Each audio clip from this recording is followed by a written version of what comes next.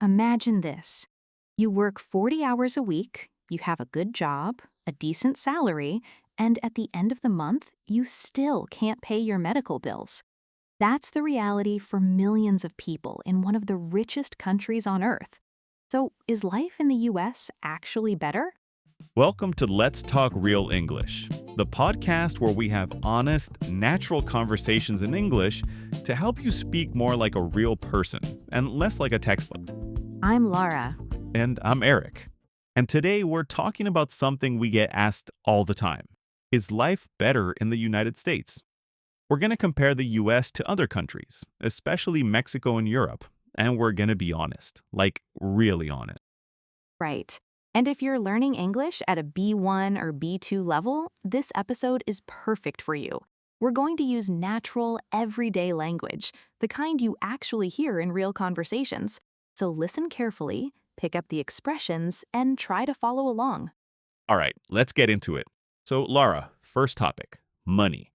Cost of living versus salaries, because I think this is where a lot of people get the wrong idea about the US. Yeah, totally. So the thing is, when people hear American salaries, they think, wow, that's a lot of money. And in many cases, it is.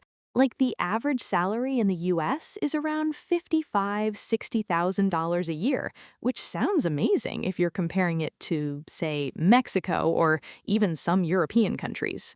Right, right. But then you look at the cost of living, and it starts to make sense why so many Americans live paycheck to paycheck. And by the way, paycheck to paycheck, that's a really common expression. It means you spend all your money before the next time you get paid. There's basically nothing left over. Exactly. And it's kind of shocking, right? Like, studies show that more than 60% of Americans live paycheck to paycheck, even people who earn good money, because rent is insane in cities like New York or San Francisco. Healthcare costs a fortune. Childcare is expensive. And I think people outside the US sometimes don't get that. They see the big numbers and think, oh, Americans must be rich. But the purchasing power, meaning what your money can actually buy, is often not that different from someone earning less in a country where things cost less. Yeah, purchasing power is a really useful concept here. It's not just about how much you earn, it's about how far that money actually goes. Okay, now let's talk about the big one, healthcare, because this is where I get the most, let's say, passionate. Go for it.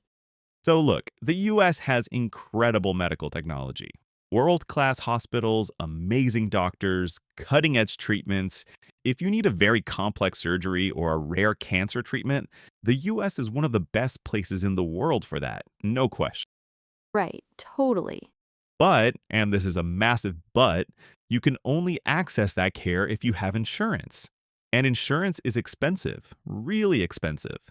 And if you're between jobs or you work for a small company or you're self employed, you might not have it. And then one hospital visit can cost you tens of thousands of dollars.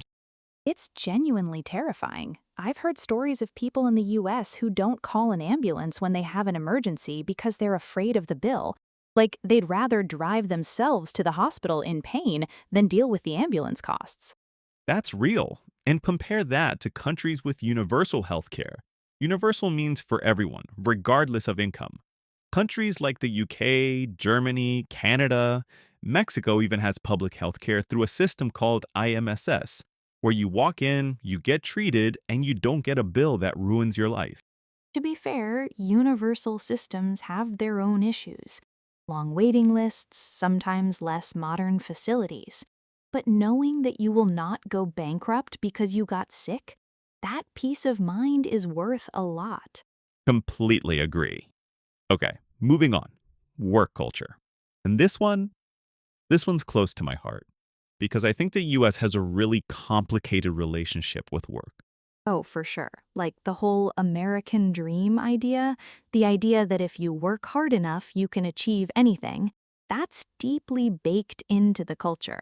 Baked into means it's a fundamental part of something, by the way. It's not something you think about, it's just there. Right. It's almost like a religion, hustle culture. The idea that you should always be working, always be grinding. And grinding in this context means working very hard consistently, often without rest. Like there's almost this guilt around relaxing. Yeah, and the vacation days, this one always surprises people. In the US, the average worker gets about 10 paid vacation days per year. 10. Compare that to France, where workers are legally entitled to 30 days, or Germany with 25 to 30. It's a massive difference. And honestly, a lot of Americans don't even use all their vacation days because they feel like they'll look bad at work. Like taking a break is somehow a sign of weakness. That's so sad to me. I think there's this mindset difference. In the US, it's often live to work, meaning work is the center of your identity. But in a lot of Latin American and European cultures, it's more work to live. You work so that you can enjoy your life, your family, your free time. And you can really see that in the rates of burnout. Burnout, that's when you're so exhausted from work, both physically and mentally, that you just can't function properly anymore. The US has some of the highest burnout rates in the developed world.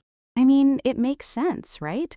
If you're working 50, 60 hours a week, you have 2 weeks of vacation, your healthcare stress is hanging over you, your rent is high, at some point, your body and mind just say enough.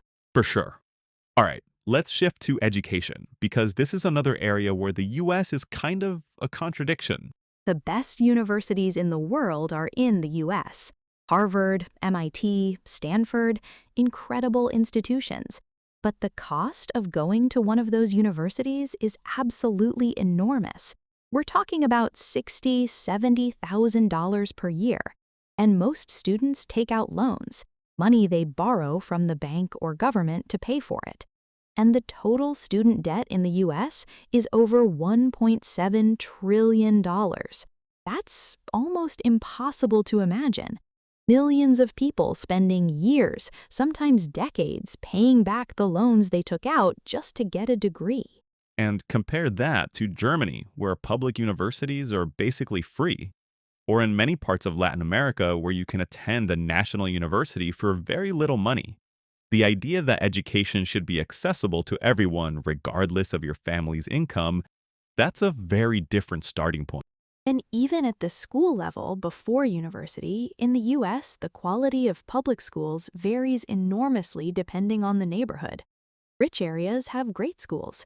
Poor areas often have underfunded schools with fewer resources. So the system kind of reinforces inequality from the beginning. Which brings us perfectly to the American dream. Is it still real? Like, honestly, do you think it is? That's such a good question. And I think my honest answer is it depends.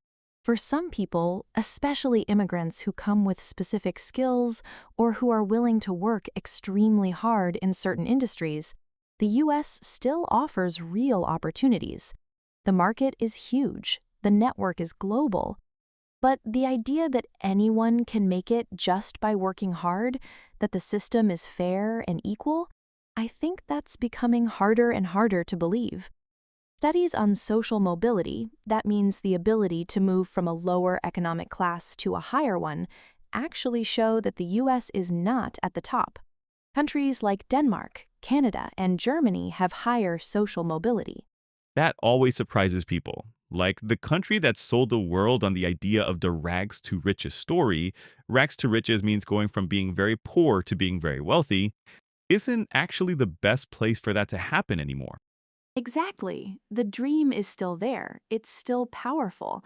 But the structural barriers, things like expensive education, healthcare costs, lack of affordable housing, make it harder for people who start at the bottom to actually climb up. It really is. Okay, last big topic before we wrap up, community and lifestyle. And specifically, I want to talk about the car culture in the US because this is something people don't always think about. Oh, this is such an interesting one. So, in most of the US, you need a car to function. Like, it's not optional.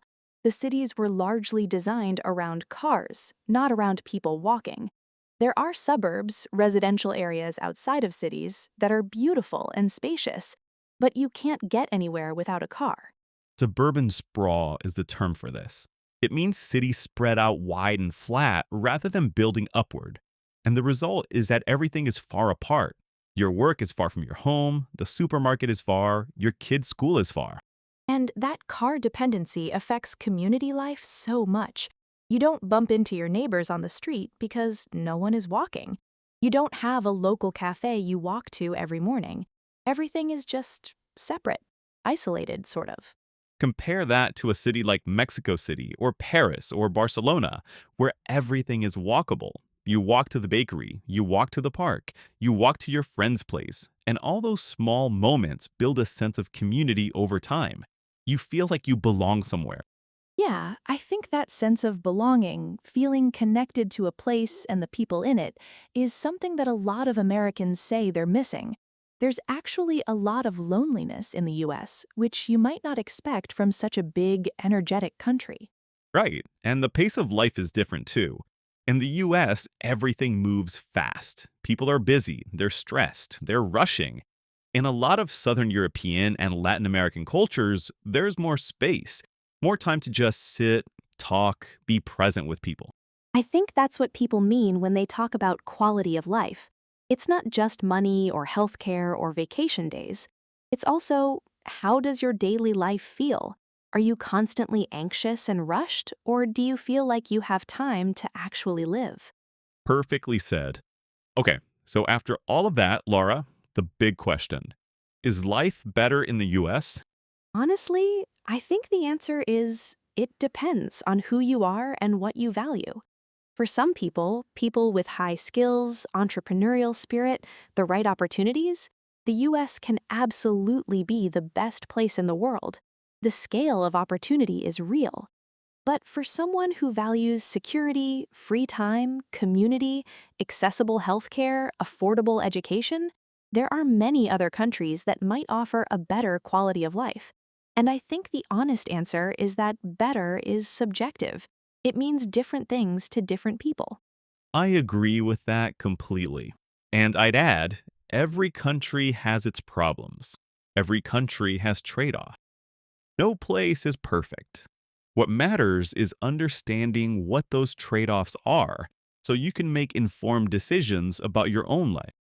Exactly. And I think conversations like this one, where we look at things honestly from multiple angles, that's how we develop a more nuanced view of the world. And nuanced is a great word for B2 learners. It means something is not black and white. It has many layers, many shades of meaning. Love that. Okay, so here's our reflection question for you, our listener. Think about this and maybe write your answer in the comments or in your journal. What does a good life mean to you personally? What are the things that matter most? Money, security, freedom, community, adventure? And does where you live right now give you those things? That's such a powerful question. There's no right or wrong answer, but thinking about it, that's how you take control of your own story. All right, that's a wrap for today's episode of Let's Talk Real English. Thank you so much for listening and spending your time with us. Seriously, it means a lot. If you enjoyed this episode, share it with someone who's learning English or someone who's thinking about life in the US. And remember, every episode of this show is a chance to improve your English in a real, natural way. So keep listening, keep practicing, and keep talking.